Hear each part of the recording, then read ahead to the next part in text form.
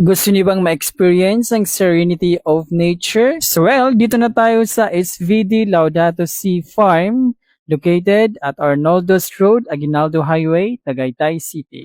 Open po ang farm every day from 8 a.m. to 5 p.m. Open po ito for 18 to 65 years old individuals, and take note, this is free of charge. However, donations are highly appreciated, of course, para sa maintenance at sa mission ng SVD. Meron ding free parking and yung mga kubo-kubo nila kung saan pwede kayo kumain kapag nag-order kayo ng food sa mga restaurants nila. At syempre, affordable naman yung mga prices ng mga binibenta nilang food and beverages. Pets are allowed pero dapat naka-diaper sila para naman hindi magkalat ng, alam nyo na, malinis po ang farm kaya bawal po or napaka-stricto po sila pagdating po sa pagkakalat ng basura. So perfect din ito para sa mga kapatid nating Katoliko, sa mga gustong magnilay-nilay. Katabi po ito ng Pink Sister. Meron din mga part na ginagawa kung saan para siyang function hall, kung may mga events, doon po siya ilalagay. Ayan po yung mga kubo nila.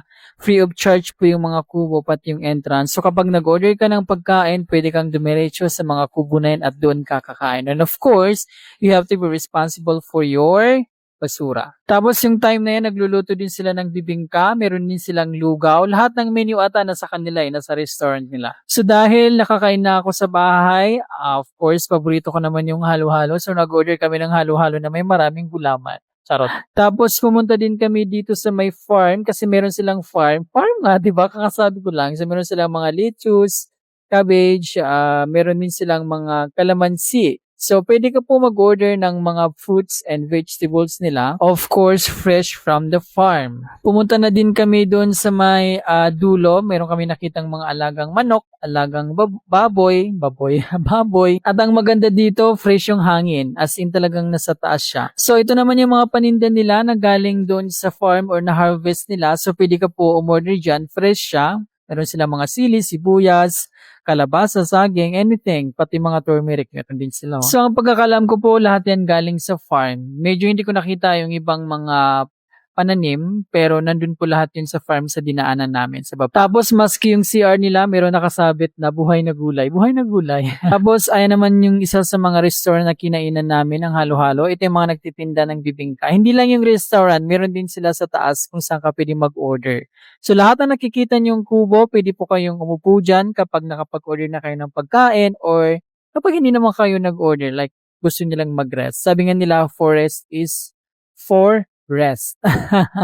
So malawak din yung parking nila, kaso sa mga kapatid nating drone enthusiasts, bawal po magpalipad ng drone dito sa lugar na to dahil nagsabi na kami at nagpaalam pero bawal daw po. Ang tagal-tagal ko nagpupunta ng Tagaytay City pero ngayon ko lang ito natuklasan dahil lang din sa isang vlogger na nakalimutan ko yung name niya. So I think mas maganda itong farm na to kapag mahal na araw kasi meron silang mga Station of the Cross. Meron din silang yung parang aakyatin mo yung Mama Mary nandun sa pinakataas sa mayroong maragasang tubig. Kasi ang pagkakalam ko, isa din itong seminaryo. I-correct nyo na lang ako baka may nasabi akong mali o hindi maganda. Tapos ang sasarap ng mga food nila, maliban lang dun sa kinain kong halo-halo kasi medyo puno ng gulaman. Naghanap talaga ako ng more on fruits. I'm sorry. Baka iba-iba lang yung panlasa. Tapos kung makadiyos ka, diboto, perfect ka dito kasi it's more on prayers. Ang daming-daming parang mga Bible verses nakalagay dyan sa mga decorations nila. And of course, silence is a must kasi nga dapat tahimik yung lugar. Dahil alam ko doon sa kabila ay mayroong seminaryo. Tapos meron din siyang katabing simbahan. I think yun yung binanggit kong Pink Sisters, if I'm not mistaken. So pwede rin dito yung family kasi may mga nakita ko dito, pamilya talaga sila. So may mga malalaking kubo din para sa mga madaming pamilya, ganun. Tapos ayan yung orderan din ng mga pizza, meron din silang bulalo. Ang dami nilang menu na nakita ko. Ang gusto ko naman dito, pwede ka din bumili ng halaman o di kaya mga puno kasi may nakita ko may mga binibenta silang puno. So yung mga fruits nila and yung mga gulay, I'm not quite sure kung gulay yan, nakasabit lang sila dito sa may mga daanan. Passion fruit pala yung tawag doon. So ito naman yung farm nila.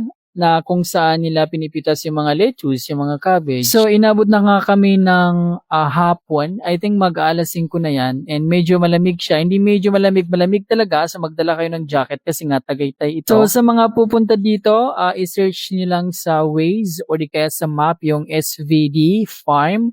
Malapit lang siya puntahan. Nasa gilid lang siya pagkalagpas nyo doon sa may malaking Christmas tree sa may Tagaytay, sa may Rotonda pala, sorry. So, ayan lamang po. Maraming salamat sa panonood. I hope you enjoyed and God bless. Ingat po. Bye-bye.